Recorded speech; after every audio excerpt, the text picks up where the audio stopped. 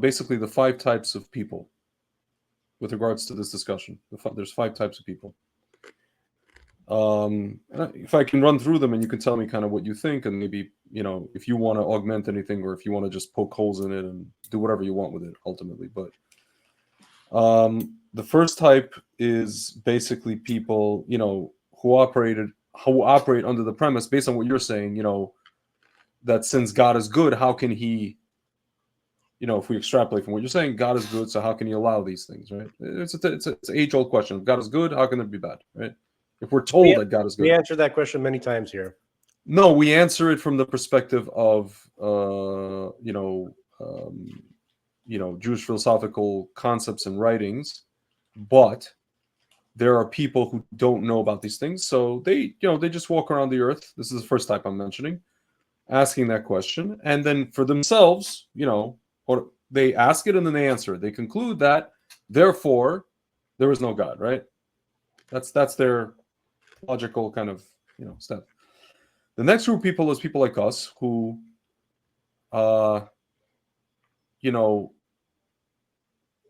we know that God is real because of the Torah, because of certain aspects of the Torah. Like you have your, there's a lot of proofs. It's not just, you mentioned Torah codes. There's a bunch of different proofs. That's not the only one, right? If anybody wants to see more proofs, to go, just go to like something like this Discovery Seminar, Essential Seminar by this Yeshiva Eish Torah in the old city of Jerusalem, and you'll sit for like 30 minutes or an hour, or 2 hours, or some classes, like maybe like a week's worth of classes. You'll literally be proven. It'll literally, unless you're a total, any self-respecting person will come away with it. At least I did. That the Torah wasn't written by man, right? Okay, so that's people like us, but we are, like you said, we're looking at the world and we're just saying, okay, so God is real, but yet he's sanctioning these things. Seems to be. Probably not, but seems to be. Then there's a third group of people who are folks who are also in our category in terms of, they're also people who people who either grew up religious or people who became religious later in life, but they choose to put their heads in the sand. To them it's God is good, God is, benevolent, and there's no, they don't want to look at the horrors. They don't want to look at the horrible sides. They don't even want to look at it. It's it's something that happened in the past.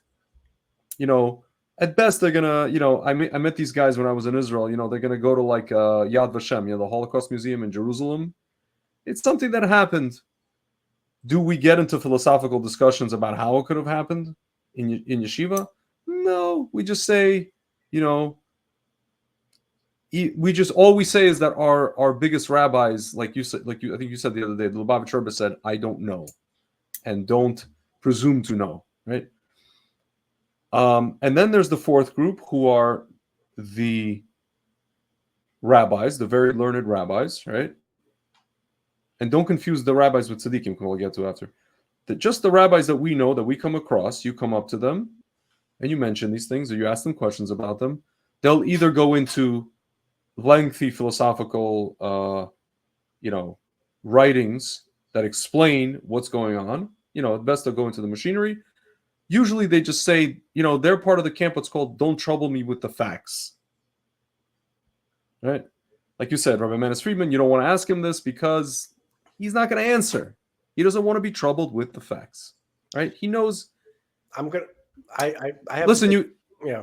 Let me just. You can poke holes. And let me just get. And then the final group of people are the tzaddikim, the holy men, whether they be from the past or from the present, who actually, for them, everything what we look at as bad and good is one, like, complete and total painting, and they see it all simultaneously.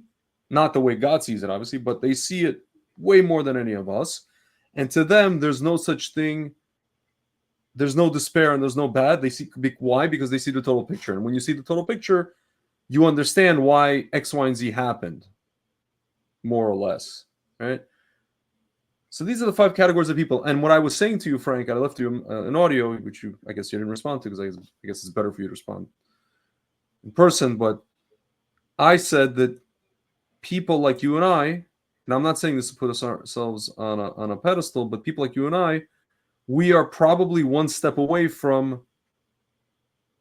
where the tzaddikim are, but we're not tzaddikim. But in terms of the vision, and all we need to do is just learn more and more and more Torah, like a lot of it. Like actually, if we only sat down and that's all we did, we'd like, we'd pass over, we would jump right over or skip right over on the board over these guys who have their heads in the sand and the rabbis who can't be troubled with the facts. We would go right to tzaddik level in terms of the vision, what they see, I think. But the thing is, we're not there. Mechanically, we're not there. We're not there. So those are the 5 types of people, and I don't know. That's just it really comes down to, I think you mentioned it. The only time you feel better, so to speak, better, is when you learn Torah. Better about the situation. I know. I'm just saying. It's interesting. It almost kind of fits with what came to me. Yeah.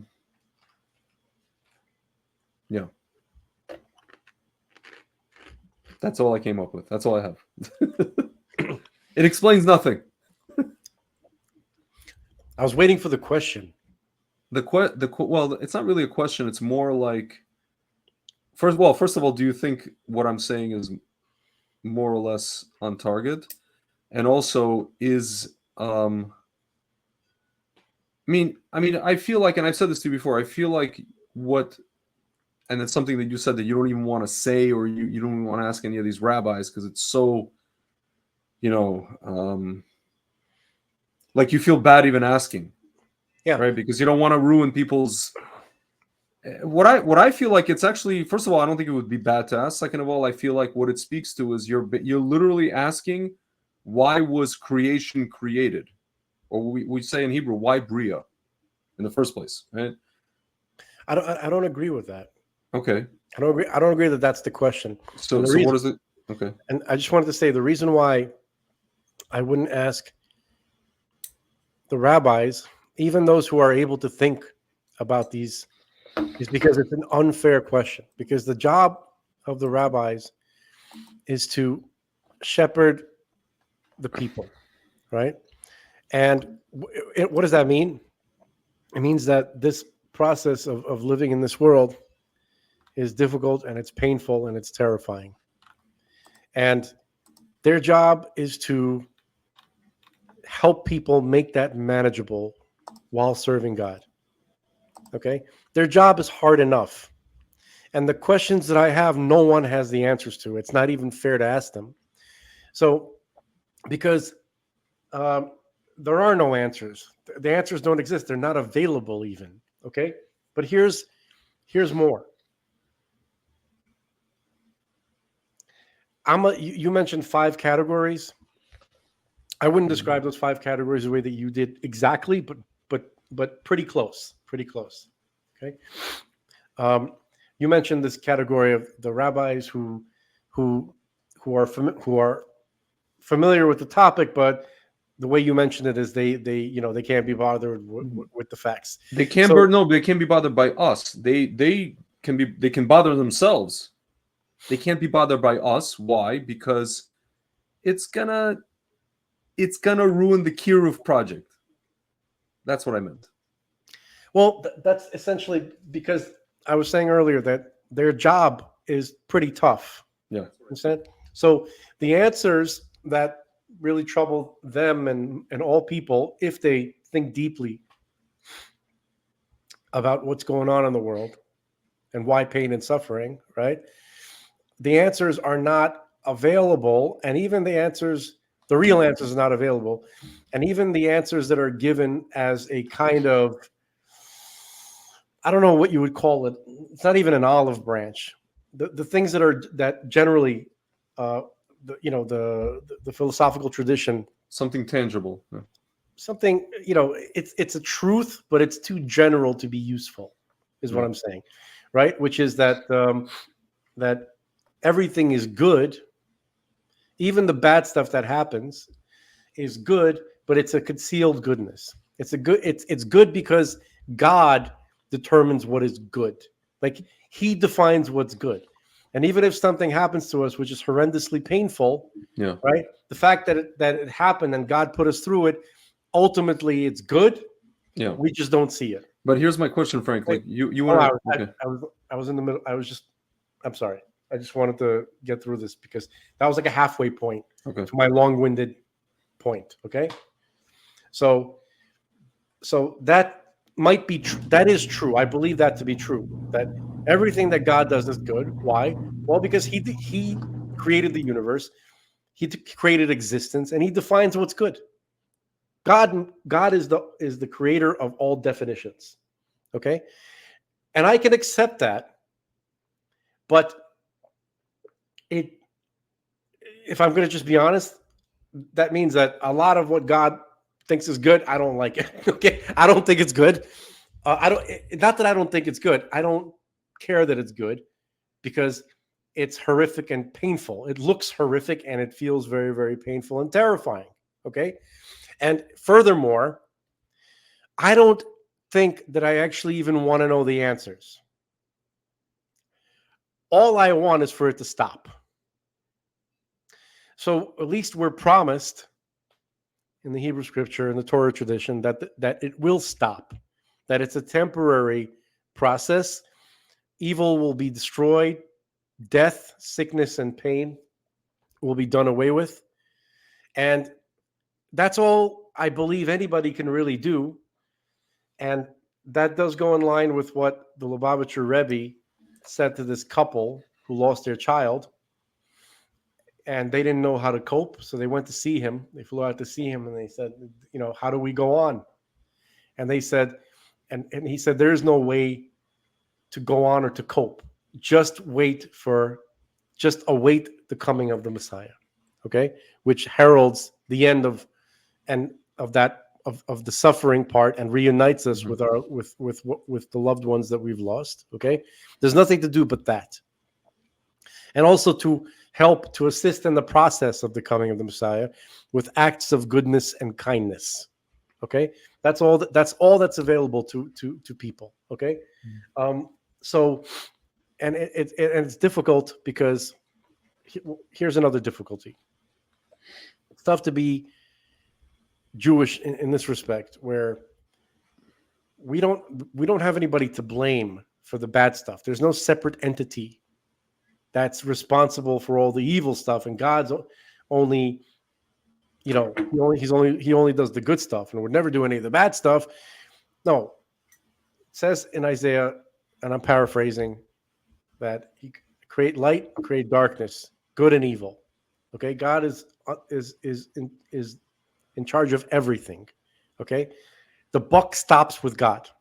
He's responsible for everything that occurs, everything. Okay, so there's no one to blame specifically for all the pain and the anguish that we're facing. Other religions created that mechanism to where there's this other, there's in some cases I've heard Christians use Satan for that effect. Not every Christian, but some Christians, some denominations, they use that, and I think that's because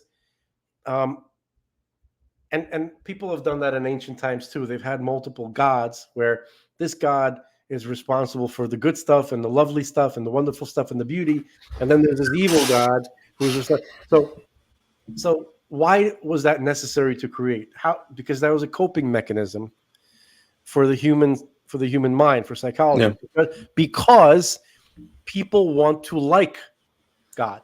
Well, Frank, can I say one thing? Based on what you're saying, and you're saying that you can't, I'm just paraphrasing. You can't stand to look at suffering. There are things that are just you're looking at these things and you're just like, it's giving you a lot of pain, and you're saying that Hashem created you this way, which He did. The only thing I will say is, I'm a student. It's interesting because I don't know. I based on what you're saying, then maybe I'm just like numb because meaning I can't look at it either, but it doesn't like I how should I put this? Like there's two things. One is I study history and I often think about the eras of medieval era and antiquity and how absolutely like if you left your house there's like a 90% chance you're going to die in those eras. Either you're going to die or someone's going to slander you, someone's going to accuse you of this and then burn you somewhere or take you somewhere or steal you somewhere or make you into a slave. Or like if you're, let's say, in a military battle, right? You ever watch like those, just like reenactments or like anything in the movies of military battles in like medieval times or Roman times or, like, or even like Napoleon. I was watching a scene from the Napoleon movie. These dudes are coming at each other just like with guns, and there's no like, we're not talking about like modern warfare where most guys survive, right? For us, it's like now we have Gaza, right? We're looking at like 300 guys died. We're like, wow, that's a lot of guys. Even like World War II, it's like just, as recently as 80 years ago, like just masses of, it's like meat grinders, the whole history. If you look at the whole history, so it's almost like you probably would punch me in the face for saying to you, Frank, be thankful, knowing that God created you the way you are, that He didn't put you in those eras of history because you would have been wouldn't be able to like. No, you know what I'm saying? I'm thankful that God doesn't cause more. At least in this, meaning that He put you in this, so to speak, creature comfort. Even all the horrific crap that we're seeing now, with all the lies and all the crap and all the disease, But relatively speaking, we're what's called the creature comfort era, where we are close to Mashiach, but our problems are more, actually what the Talmud talks about, where it's like everything's inverted, everything's it's the world of lies. There's just lies, right? People are dying, but it's even with like this pandemic, right? The so-called pandemic, which was a pandemic. Did the majority of the world die from the pandemic? No, not even. It was like a minuscule percent. Is it going to be even the majority of the world dying from this crap that they took? No. I want to explain to you. I want to like everything is distilled. Listen to me. You know what I mean? I'm always grateful, right? That God could always make it worse. I understand that. I'm not saying it's even okay, and it's not even the. So, here's what I really say. I can't stand the fact that anything ever suffered. A worm, an ant, a kitten, not even one. Just saying one is the same in some way. It's hard to explain as everything. That goes back to the original discussion about Adam and Chava and Cain. I mean, that's a discussion that whatever. Look, God created this universe, this existence. He created the mechanism. He created the machine. Let's call it the machine, the program, right? He created the rules of the game, the way things cause and effect, the way things operate, the rules of physics, both physical and spiritual physics. Okay, He created all that, and He programmed it. Correct. Okay, I know that Dr. Bregan doesn't like that term, but you know what I mean. Okay. Yeah, of course. He programmed it. I was weaned on this language, on this what you're saying. So I understand why things might occur in the context of the program of the system. Of the system. Yeah. So I can't stand that He created the system that way. You told me over the phone, blank the system, when I was on the way to Brooklyn. Okay, and that He can change it and intervene at any moment. Correct. Still maintains it. Okay, so that's so here's my question, Frank. Have you ever enunciated anything of what you just told me in the last 2 minutes? The fact that you can't stand that there was any suffering ever, and the fact that the system doesn't, this is not suffice. Does not suffice. Have you ever enunciated any of this to any rabbi anywhere at any time? Yes, of course. They don't. You must. No, but I did. you don't understand. There is no. This answer was not given. Did anybody try to attempt to give you an answer? Even It's- one of these guys? Of course not. It's not available. Do you understand? Information not available. No, I understand. What were the answers that were given? That what That's you what just they said. Information unavailable. Because it's not available. It's not even Did they ever think about it themselves? Of course they think. And what answer did they come up with for themselves? Nobody came up with an answer. None of them. They don't come up with answers for themselves. The rabbis transmit the tradition. What the tradition tells us. Frank, I'm asking this because I just spoke. I'm answering. Yeah. No. I get it. I'll tell you why I'm pushing. Not you, but I'm forcing the issue here because, I was talking to my mother today, and she was saying how retrospect, they should have sent me to a Jewish, one of these Jewish day schools, instead of a public school. And I said, actually, it's a good thing you didn't. I told them that. I said, why? Because when I was seven, this is probably why it's difficult for me to find a wife. I'm being serious. When I was seven, since I was 7, or maybe since I was 5, I had a question, even if I didn't enunciate it verbally. Who invented God? I mean, I'm phrasing it in a very incorrect linguistic way, but you understand the question. Right. Who created God? I had the question when I was 5. Okay. Is that what it now? I'm still asking the question. Now I know not even to ask it. Why? Because Rambam has, Maimonides and a few other rabbis have these comments. They said it's a non-question. I know No, that's not true. That's not correct. Okay. That's all I have to go by. But my point is, these rabbis in all these schools, whether they be modern Orthodox, Chabad, anywhere else, had I asked that question at age 7, 9, 8, 9, 10, 11, 12, maybe 14, 15, 16, I'd start to get an answer from one of them on this question. Maybe. Prior to that, I probably would have been just kicked out of the class for being a nuisance. I don't think so. Okay. I wouldn't have gotten the answer, so I would have I know myself. If I didn't get an answer, I think you would have gotten the answer because I've gotten the answer. What, at age 8?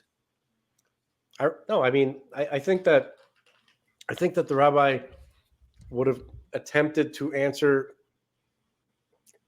give you an answer that he felt that you could process. Right? So he would have given me some listen, I'll tell you this. I want to tell you what it is. I know. I'll just say one more thing. Yeah. These are people that I spoke to that went to all different kinds of Hebrew day schools, right? The answers that they got, for example, from their teachers, I'm just going by experience and by what I've heard from them. When they were 12, dude, I really respect my father for this. He gave me an answer when I was 12 or maybe even 10 years old that a guy in yeshiva at the age of 21 or 22 would get. And I understood that answer. And I was, what's called Makabel. I received the answer and I understood it. I had more questions, to, expound on it. But the general answers I understood. And most kids, maybe, I don't know, maybe I'm weird. Maybe I don't know, whatever. Most kids my age, I've heard from people that, they can't process those answers at that age. And that's why they stick to just, the text and just, I got the answer at 14. I feel like I could have processed it for at least. So you and I are weird. You and I, not weird. We're just ahead of the curve, I guess. But no, but here's the answer. Okay. It's getting too abstract. Again, the question is, who invented God? So here's the answer. God created creating. He created existence. Uh-huh. Okay? God created all concepts. Mm-hmm. Okay? He created concept. Yeah. Okay. So there is this idea of source. Okay? Source of all. Mm-hmm. Source is not created. It creates. I understand. Okay? So everything that exists within the creation, even the concepts of creating or of existence, were created. We are bound within the creation. We can think about things that God created, okay? But we cannot, there is no reaching past rationally, okay? Yeah. There's no rational way to reach past the things that God gave us to think about, meaning everything that exists. See,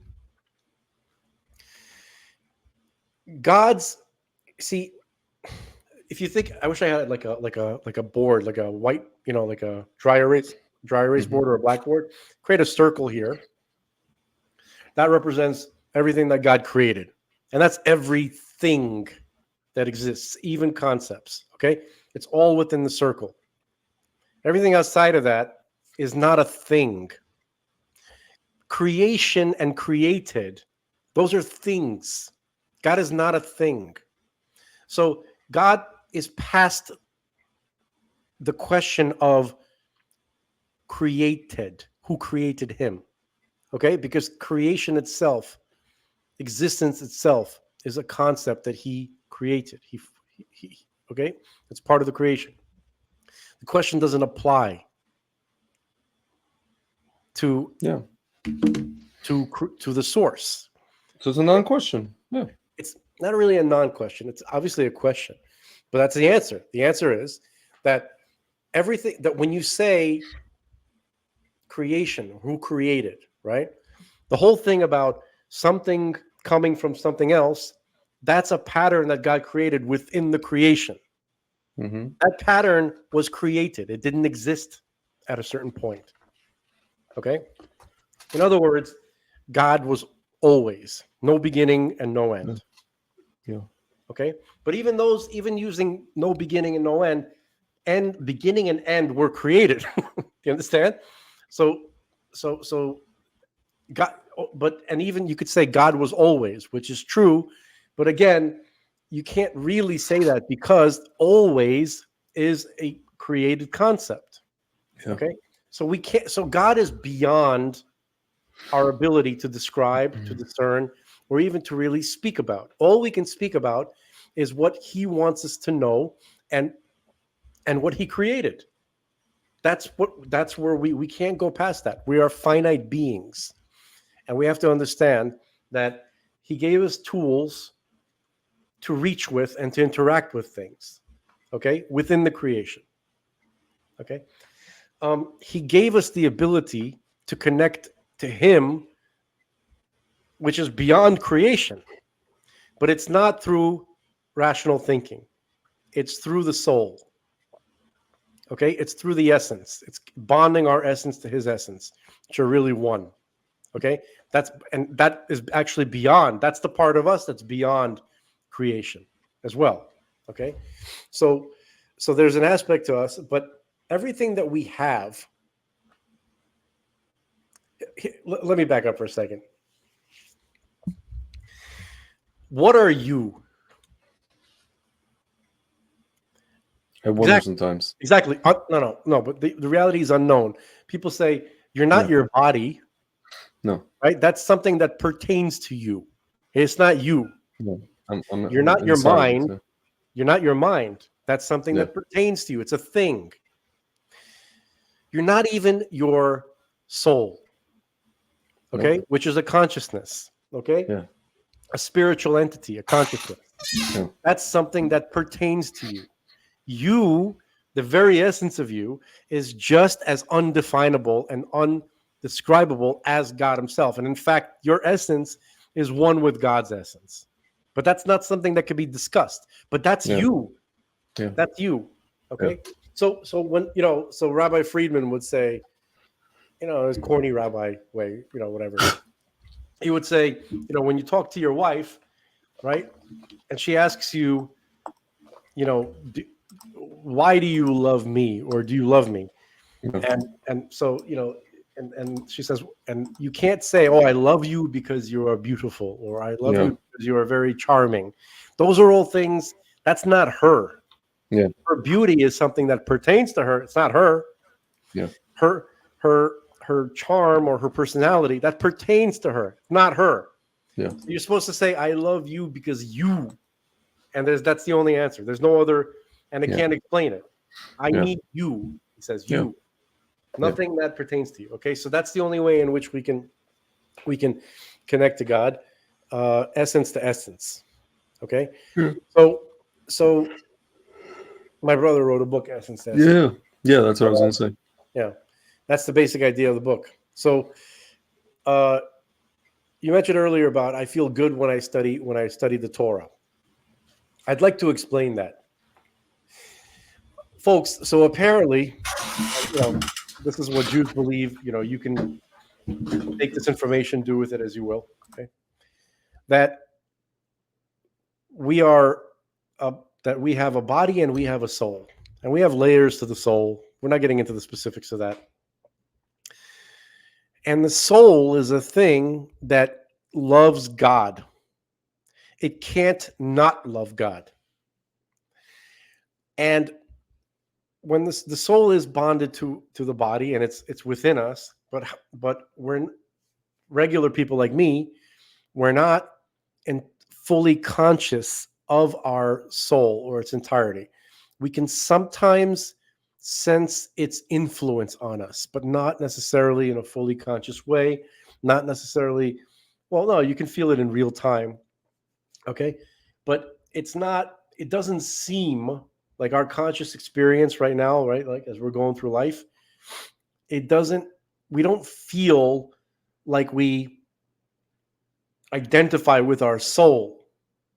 Okay. But we can feel because when you learn about the description, what the soul is like, you're like, whoa, wow, I don't feel like I'm like that. But the soul is always holy and it can't be separated from God, and it loves God no matter what, and it can't not love God. The soul does not have the ability to not be in love with God. Just to throw in for a second, tzaddikim have the ability to feel that for the most of the time. For the folks at home, Greg keeps using this word tzaddikim. Tzaddikim, that's the Hebrew word tzaddik, is a type of person who is like an ascended being, who is who completely, all layers of his consciousness are totally merged with their godly soul. So being here in this world, or being up in spiritual realms and heavens, right, is the same, essentially the same experience. They're always bonded with God. Okay. But that's not the majority of people. Okay. Those type of people that I'm describing, those people, those tzaddikim, right? These saintly people, right? They don't come to this world for their own purposes. They come here to assist people like me. They're not challenged, and they're not in schoolhouse earth or, all this kind of stuff.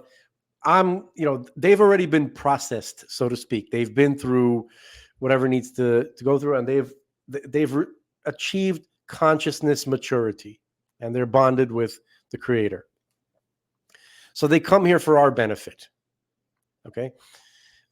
So they're essentially almost functionally like another species, even though they're the same species, but for all intents and purposes, it feels like they're beyond. Okay. So we're not talking about those people at all. I'm talking about people like me. So, but I still have a soul. I'm not one of those guys, but I still have a soul, right? And the soul, I can sense its influence when I'm studying the Torah. It's very, very happy. Okay. So I've created a series of metaphors, which some rabbis aren't going to like because it seems irreverent, but I think it's accurate. Okay. My soul, I'll speak for myself, is like an annoying girlfriend. She wants me to take her to these places. She wants me to take her to a flea market. She wants me to take her to a museum or to see the cats. I don't want to see any of that. I don't enjoy it, but she's happy.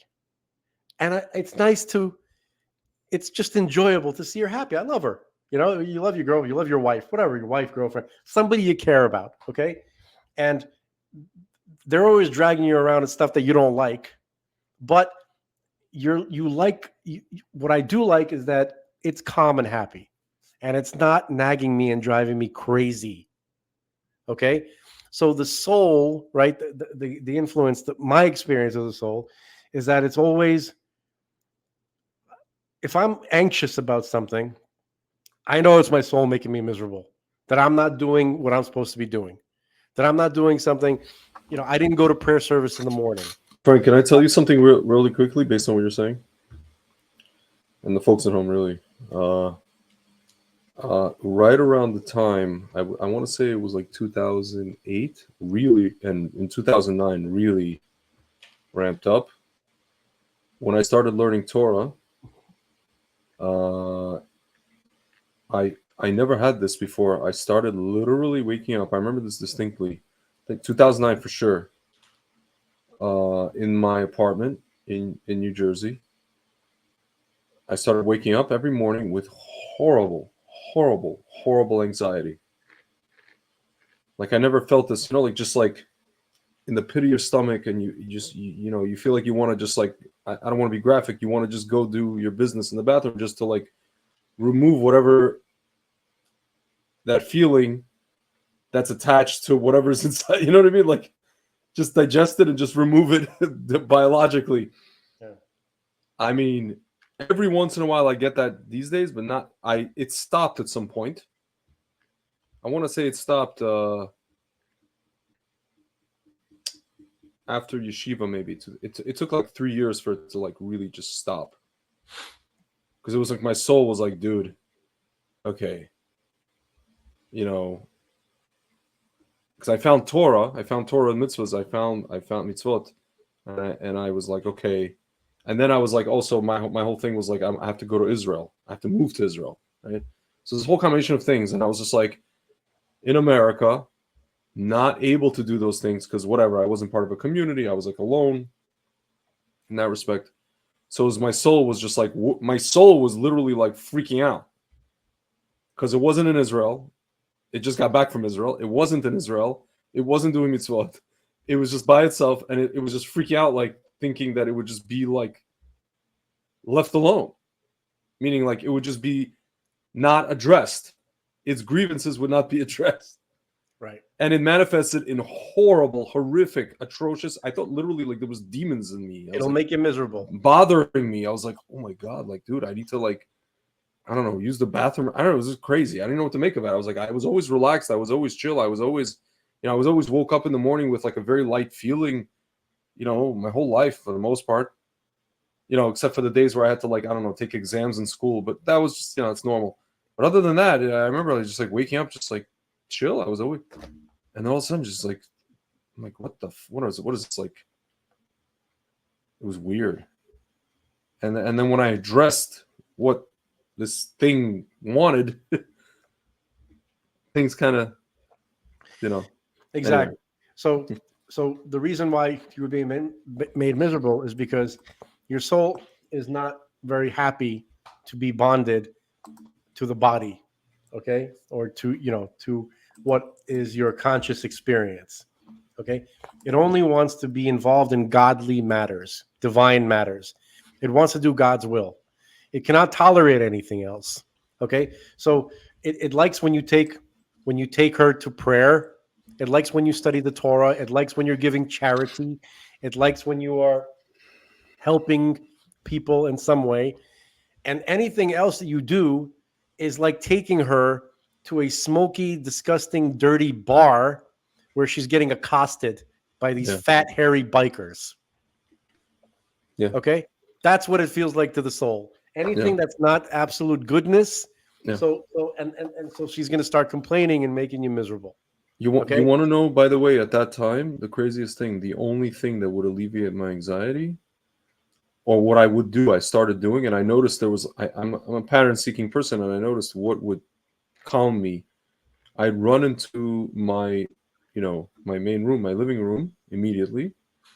and I would turn on TorahAnytime.com, and I would just like watch these, these different rabbis, even Rabbi Mizrahi, and I'd sit there. I noticed myself just feeling like I was like, how is this guy talking about Gehenna, relaxing that? Yeah, no, but like it was relaxing the hell out of me. I've never felt so relaxed in my life. This guy's sitting there talking about like, what happens if you don't do this commandment? Zachary 14. Yeah.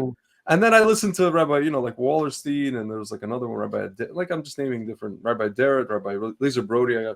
I'm sitting there and I'm like, oh my God, I'm so relaxed. And then I'm like, when I'm not listening to this, I'm not relaxed at all. And I remember like going out with friends being just like on edge. And I'm like, they're like, dude, what's going on with you? I'm like, I don't know. I don't know what's going on with me. I don't know what's wrong with me. I would go to the same clubs I went to for years. Couldn't be there at all. I wanted to get the hell out of there. I couldn't look at the ladies, how they were. I was just like, what's going on with me? This is insane. And then I just like hold myself in my apartment, like I'm sitting here just for hours watching these lectures and just complete serenity. I'm like, dude, I don't know what I'm Because she's supposed not to do making now. you miserable for 3 seconds. That's why. I'm joking, of course, but I'm not really joking. No, I get it. No, yeah. Your soul is happy when it's engaged in Torah study. Now, Torah study is unique. Yeah. I'm not a great prayer. I say my prayers, but I'm not great. I'm not terribly proficient at it because I find it difficult to maintain my concentration, and it's a challenge. Okay.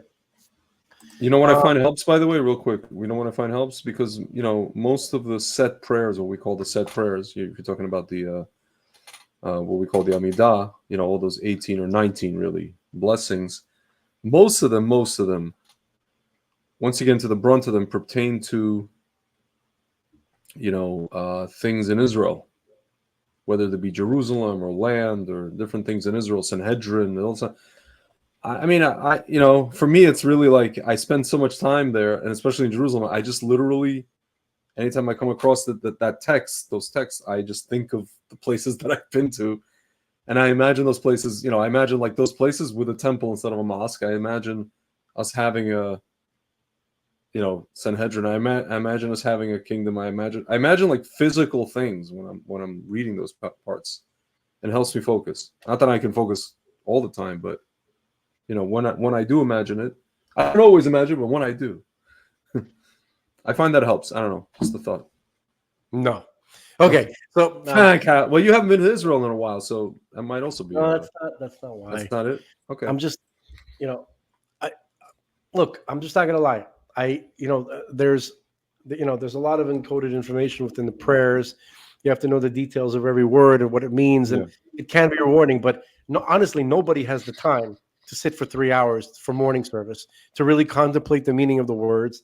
People say their prayers as a service. Okay. Yeah. Well, that's why we have a minion, so that in case we do blast off into the stratosphere during that prayer, the minion is the thing that that's what they tell us. Like that's why it's better to daven in a quorum of 10 men.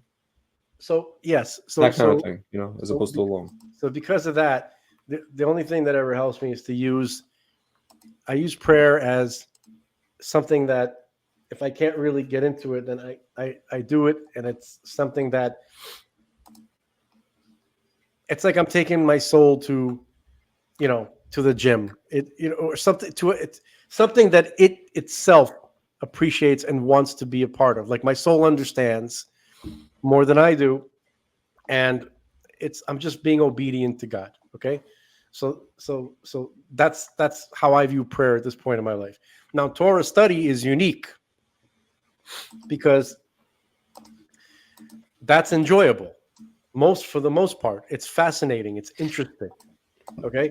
So even for my conscious experience, my rational self, the part that I'm experiencing right now in this world, right?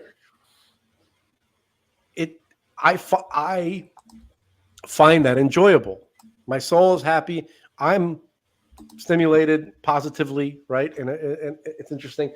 So that's the uniqueness of Torah study, right? It's fascinating. It's brilliant, almost always. And so that's why I feel better when I study Torah. It's not like I forget my pain and my questions, which I've recently come to understand that I don't want to know the answers to. The answers won't I know the answers exist. They won't satisfy me. The only thing that'll honestly pacify me is for it to stop, for pain, death, and suffering to vanish from existence. Okay. Look, I can't. This is something that happens to me. Like when I cut myself, like a minor little cut, and the pain is so intense, right? And I'm thinking to myself that something that minor was so painful. I can only imagine. I can't even begin to imagine the agony that people who are getting beheaded feel, or people who are being mutilated. Well, you understand? yeah. Greg, don't jump on me. Let me get through. No, I'm not. I wasn't going to jump on you. Every time I start to get into this, I like you jump in. I don't know if it's like, I'm not saying you're doing it consciously. It's a pattern. I wasn't trying to jump on you. I was just trying to say that from a technical perspective, I heard actually that getting beheaded. I mean, this is like retarded even to get into this, but getting beheaded like they would behead the kings, like that, they don't feel anything. Unless you're talking about ISIS, where they just I'm obviously talking about the horrific stuff that people go through, or even car accidents, or even breaking your foot. The pain. I'll never be at peace or with the intensity of the pain that he created for people to experience. Never. I don't want to know the reason for it. I honestly don't care. I just want it to stop. Whatever it serves him, that's why it exists. Yeah. Okay, whatever. I don't want to hear the answers. The answers are intolerable. Well, you know what's crazy to me? The thing that, I'll use the word, pisses me off. It's not. I mean, that is horrible. I posted a video that's been going around, a very graphic video that's been going around of October 7th, like a short one, 5-minute one. And I posted it on Instagram because I feel like people just forget. People, at least even people who are, so to speak, on our side, they themselves forget because they want to forget. They want to forget the horrific, like they want to just think about it in a conceptual way, meaning the I feel like a lot of these anti-Israel people, for example, they deny it that ever happened because they're thinking to themselves, how can something so horrific, like a lot of these like white kids in Brooklyn, like these like hipsters, right? They live in a creature comfort world. They can't even imagine that something like this from Middle Ages can still happen, especially to people like us, people from the West, right? So they deny it. So every so often they have to be reminded. So I posted this video, 5-minute video, and immediately Instagram took it down. Immediately. Because it's like promoting. Meanwhile, there's people posting like all kinds of stuff, against Israel and whatever. It's promoting violence. I'm not, obviously they know I'm not promoting stuff. Now, obviously they know I'm trying to show what the orcs are capable of, right? And to show that, like, this is who we're fighting. This is who we have to continue to fight. We don't want to. We don't want to sink to their level. If we have to, we will. I hope. And they took it down because you know what? Because it's almost like the Sitra Achra itself wants to sterilize our consciousness so that we don't even understand what it itself is doing. Like, it's doing all these horrible things still. And then when you show the things that it did, it like erases them. It erases them from the consciousness. You can't see them. God forbid you see them. You know what I mean? And you're saying you don't want to see them.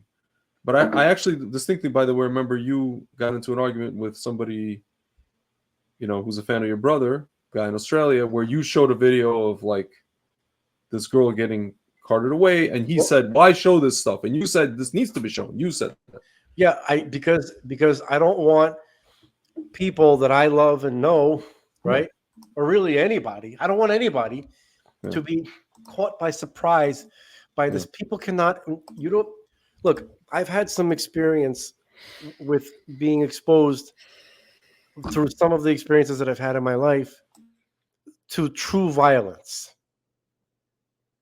And there's nothing that can prepare you for it. The savagery, the viciousness, there's no words that really can communicate to you how the reality of violence and of violent people. So I wanted to show that video just so people understand what it's like, and the type of creatures that are responsible for it. Yeah. You have to be prepared. This society is completely hamstrung when it comes to understanding reality of violence. Yeah. And I'm no big expert. I haven't been, I didn't storm the beaches of Normandy. I'm talking about my own little kind of like glimpses at it. Like, I think a little bit more than the average person, but still nothing compared to what people experience. Like, and so you know what I sometimes think about, like how they're talking about, there might be a world war. There's all this talk of it right now. There's like a buzz in the air about it, I guess, for anybody's paying attention. And I often think to myself, would this generation be able to handle, like, on the one hand, I think, would this generation be able to handle the reality of that kind of violence on a global scale? But at the same time, I'm looking at, now I'm not saying this is good in any way, but I'm looking at the guys who are now in Gaza, fighting these orcs, the Israeli IDF guys. And, these are kids who grew up in what's called a video game, I guess, creature comforts generation. I just messaged my friend, literally, who was part of the engineers corps. Thank God he just got out of Gaza. He's, thank God. And, but, this, what was it? This past, yesterday after Shabbat, I found out like 8 guys, a blessed memory, they were part of the engineers corps. Engineers corps walks around alongside tanks, and then they're responsible for blowing up tunnels, and they're supporting the tanks. And the minute I saw that, I messaged my friend. I was like, dude, please answer me. And he finally did. And I wrote to him, I'm like, bro, he likes being kind of a hero kind of type, 30-year-old guy. I'm like, dude, I hope you know that this isn't freaking Call of Duty. This is not Call of Duty. He knows that, but I'm just telling him, bro, this is not Call of Duty. I'm going to punch you in the face, okay? Don't be a schmuck, okay? Don't be a hero. I told you, he's one of the few people, I think I left you this message. I left it to my other friends. I said, he's one of these guys. He's like my little brother, and he's one of these people. I see him once every how many years. It's like we pick up where we left off, that kind of thing. He's like, he's one of the little brothers I never had, actual blood, like same parents kind of little brother. And I told him, don't be a schmuck. This is not Call of Duty. This is not whatever. And that's a generation. But these guys are handling themselves amazingly. They are. But then I think to myself, can that be extended to the world? Can you extend me something? Yep. Give me 30 seconds, because once again drank too much Diet Coke. Please do. And, it's going to be a mess. I'll be right back. Okay. Folks, those of you joining, we're just talking about, just having this discussion about, we really got into discussion about violence, because we're just talking about how, well, Frank always mentions how just the idea of violence and how Hashem allows all these violent things to happen, and pain and suffering in the world, and since the beginning of time, really. And not a lot of people can say, well, that's the story of Cain and Abel, that's the story of Adam and Hava. Okay, but like that, he did that too. So like, that's just his system, right? I mean, it's something that happened, but it's also his system. So it's like, those are just, they're not cop-out answers. They're just kind of like, I call them Kiruv answers. So we're just kind of in the discussion of just, history and people, you know, military. Like, I mean, I'm a student of military battles. Like today, even what was it? Yesterday, I was watching. Actually, dude, you know what's amazing? Somebody posted on YouTube all these, you know, the newest video games, for all these different, you know, Call of Duty video games and like all these different ones. Yeah. Amazing graphics, almost too real. They have one where it's like you escape from a gulag, another one you escape from like you're in Stalingrad, but like super crazy real graphics. And I think they like interviewed people who were in Stalingrad, so they got all the environs and all the different things, you know, like crazy detailed stuff. Video game. And I'm thinking to myself, like, you know, from the stories I've heard just from even like family members about that stuff, you know, or you probably heard it as well from your grandfather, it's a horror show. How do you even physically, like, you literally, it's like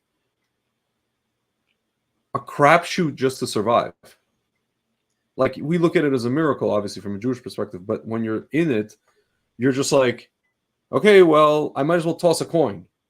You know, just like, or you look at, you know, like there's a video game where they show you that you're inside the those little boats landing on Normandy, and then they open the thing, the flap, and then just like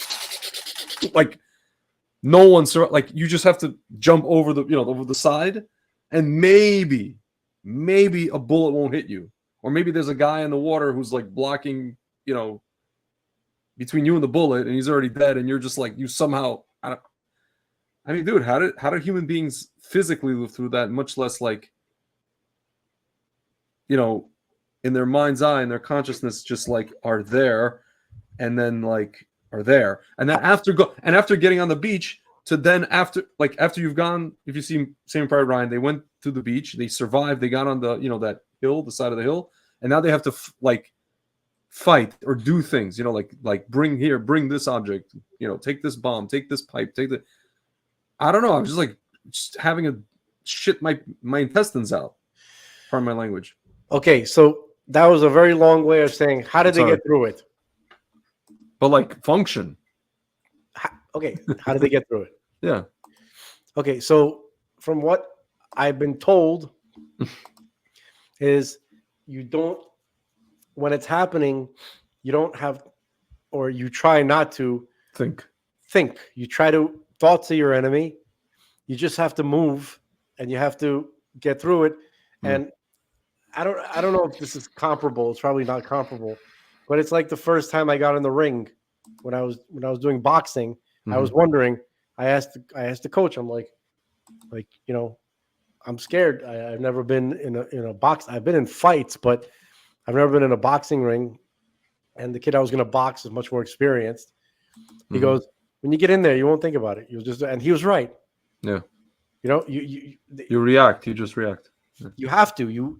First of all, very, very often, like let's say at least in the military, you have at least your fellow soldiers. You're together with them, so people in groups can function more in situations like that. So it's like you're not alone.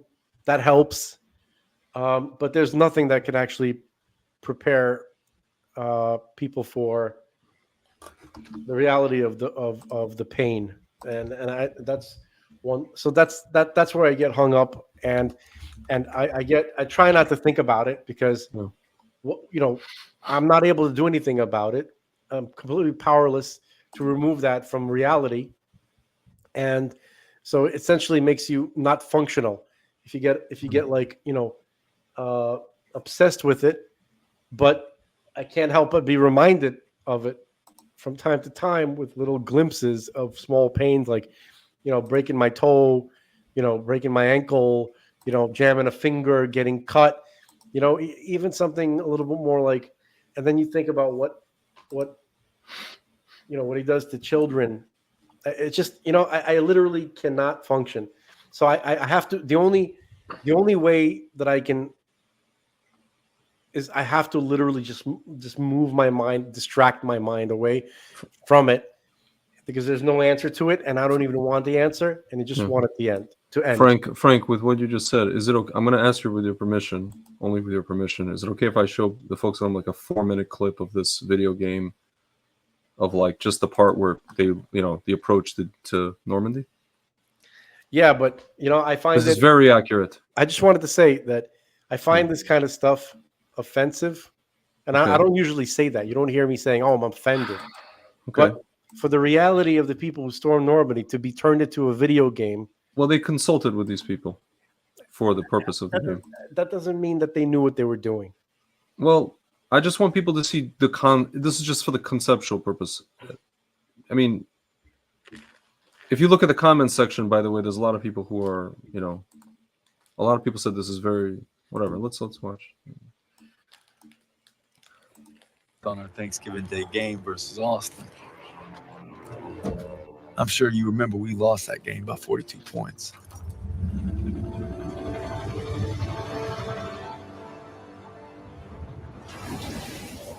Always looking over Pearson's shoulders, Lieutenant Turner.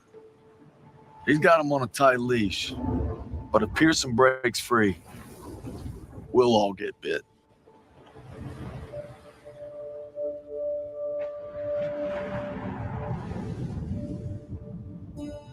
Ever since I could hold a rifle, I wanted to be like you, Paul. You've always been a tough act to follow. But I'm damn sure gonna try. Crazy graphics. I don't want to be. It's now or never. Hey, I wish I was coming home to her. Yeah, just wait till we hit Paris. Seems like a long way off. Remember, no digging in at the shore. Gotta advance.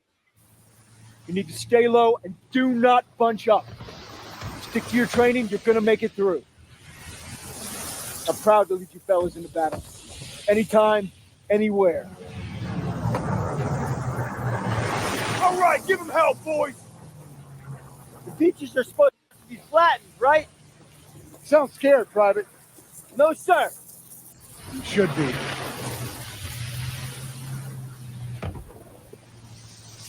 Daniel, got a light?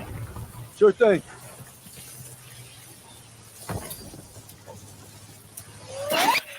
Everybody down! There you go.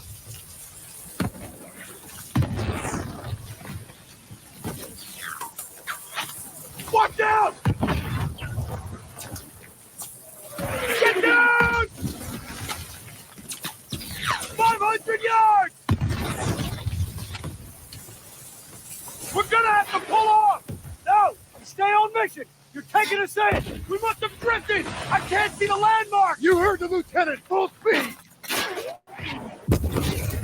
Incoming! Hold tight!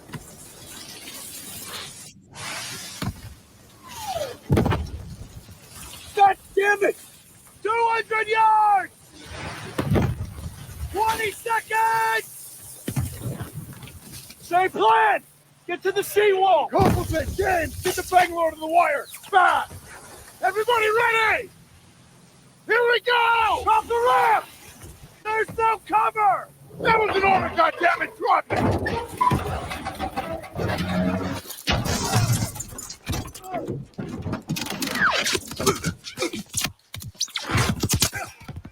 Dude, I mean, Over the side!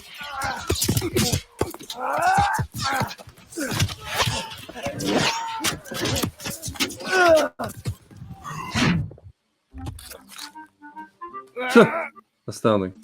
Anyway, there's no point to go further. Imagine that's your field of vision.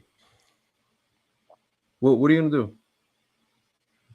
You know what makes that the only thing that rationalizes any of this for me is I have a friend. He's a little bit older than me. He's like 15 years older than me.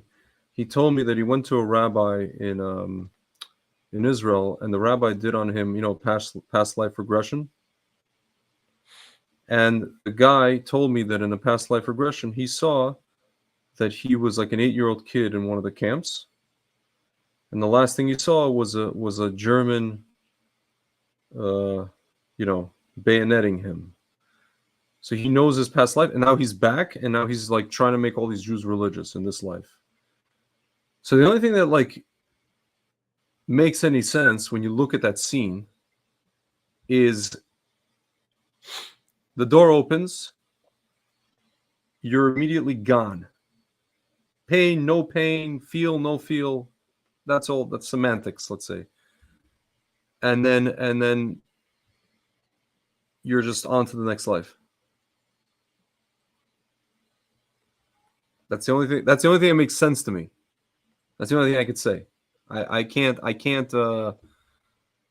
like otherwise that scene what we just saw, which these are things that happened, in real life. They don't. It's just senseless. It's like nihilism. It's literally every person you've ever spoken to who's like a nihilist or an atheist. It's just like that's their argument. What you just saw. Am I saying right? And if there is no Gilgulim, reincarnations, if there is no, I don't know, system as we say, that is senseless. What we just saw is completely senseless in any level, philosophical level, physical, in any level, spiritual level. It's just a meat, that just, there to be ground up. That's it.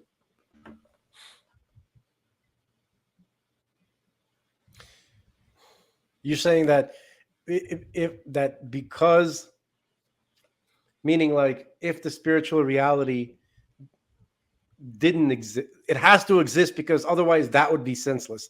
That would be completely like not only senseless, it would just be like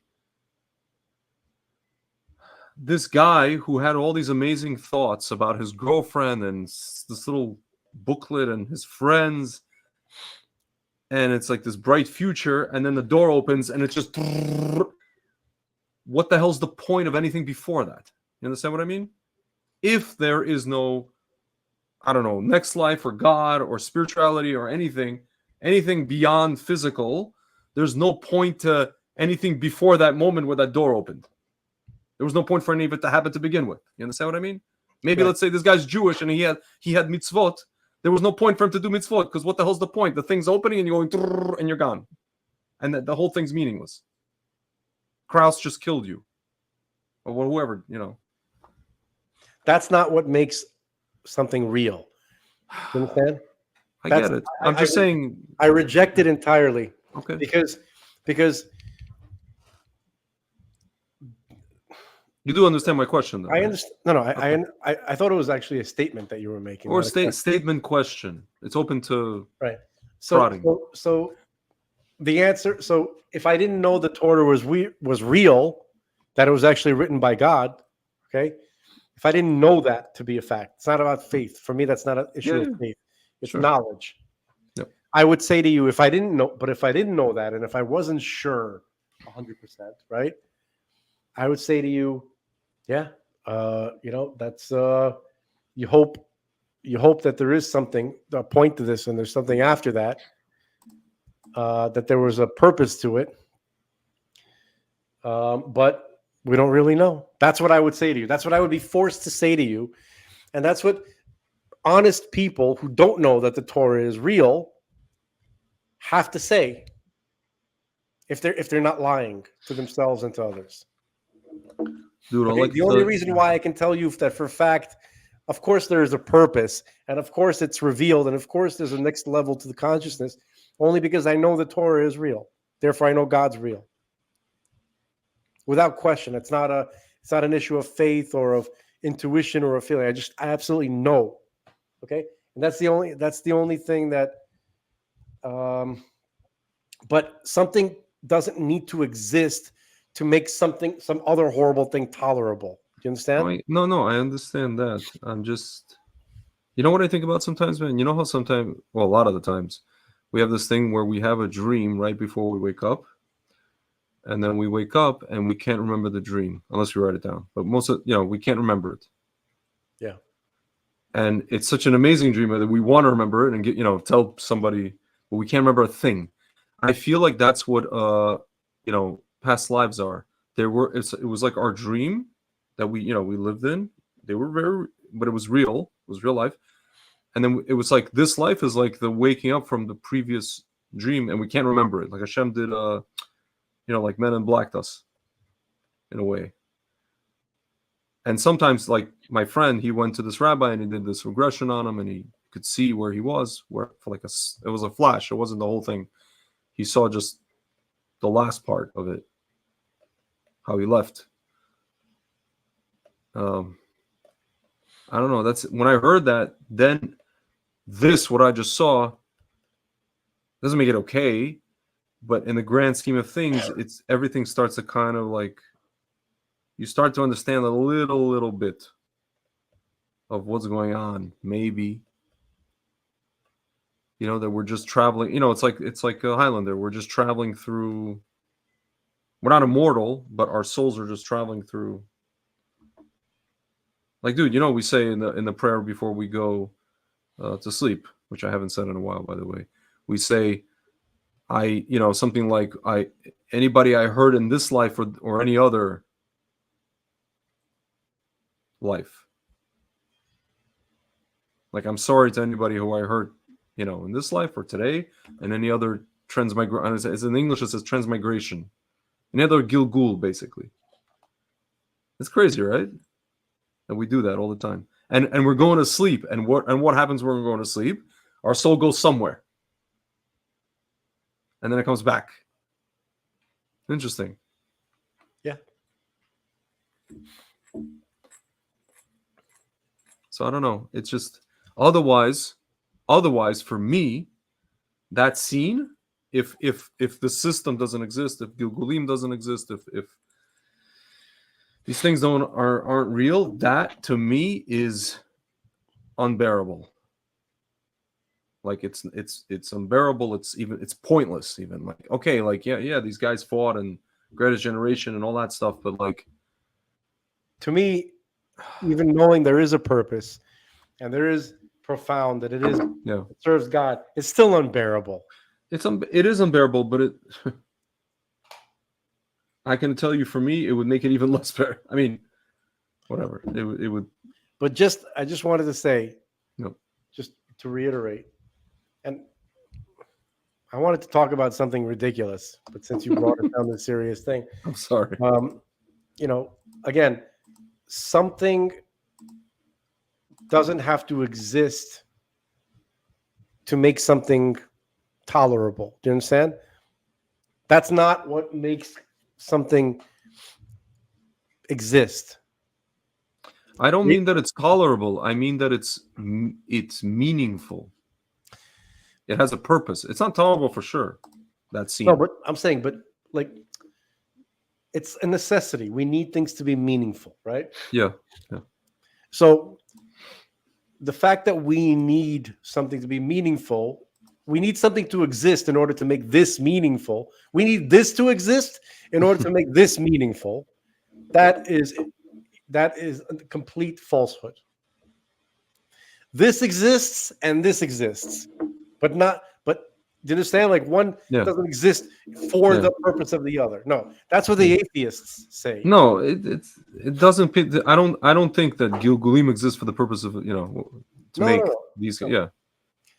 So I'm just I think a lot of people, when they hear stuff like that, it kind of sparks that idea. Yeah. And it's a very heavy discussion. And so, like I said earlier, the only way that I make myself functional is to run away from it. I mean, it's not something that can be dealt with. Frank, can I tell you something? I'm probably really weird, and I'm not even from this planet, probably, because to me, you know what's heavy discussion? Hey, how you doing? Hi, how are you? I know. This to me is light, meaning light. What I mean by light is it's meaningful. Not only me, but it's something that I've been thinking about and asking since I'm a little kid, since literally I have consciousness of like memory, 4 or 5. And the fact that no one cares, or seemingly no one cares, or like you said, a lot of people just escaping even addressing it, is really troublesome. That's the thing I can't bear. Is the fact that I just feel like I'm, like Roddy Piper with the glasses. You know what I mean? I feel like that my whole life, by the way. and especially when I started learning Torah and all that stuff. But for sure, since I'm a kid, and probably why it's difficult for me to be in relationships or married or anything really, because it's just anything mundane just pales in comparison. Yeah, And I know. It meaning anything where I see people that I'm close with caring about those things, and then putting me in the position of or antagonizing me for not feeling the same, and I can't. And that's when the relationship just goes. But people go in a coma, Yeah. meaning everybody's in a coma. Yeah. And you're not in a coma. You don't want to deal. You want to deal. You don't want to get on the coma level with everybody else. I tried. I think I tried in my 20s a little bit, but I failed miserably. I really failed miserably. And yeah, I failed miserably. Well, when I say I want to run away from it, it doesn't mean I want to go into a coma, because that doesn't work for me either. Yeah. That's actually even worse, because then I'm just stuck with my own thoughts. Yeah. And I mean, I can't go into a coma. I can only get into an isolated hell. and so I try to look. It's not funny. It's not funny. Thank you for laughing. But I look at comedy is extremely important to me. Yeah. Oh yeah. And it's not all fun and games. Mm-hmm. It is what makes life tolerable. It's therapy, yeah. It's not even therapy. It is like, I don't know what it is. I'm not going to analyze it. I don't even want to know why or what. I just know that it's there and I need it. Okay?